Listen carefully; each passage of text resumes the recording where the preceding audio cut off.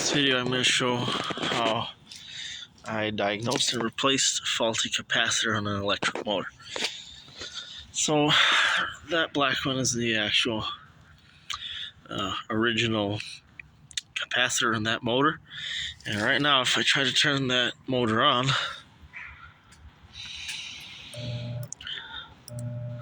as you can see or hear, it won't spin. You got a thud sound. So what I did is I found this capacitor here.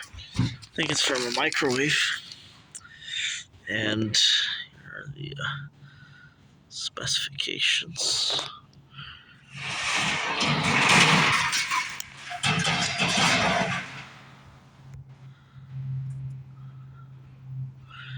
The specifications on the original one. It's obviously 110 volts AC. Probably has to be AC, which is alternating current. I don't know what happens if we use other capacitors, but I just pretty much pretend that that one wasn't there.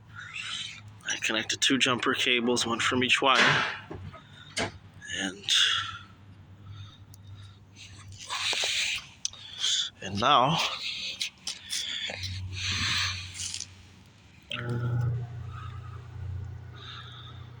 you can see the motor spins.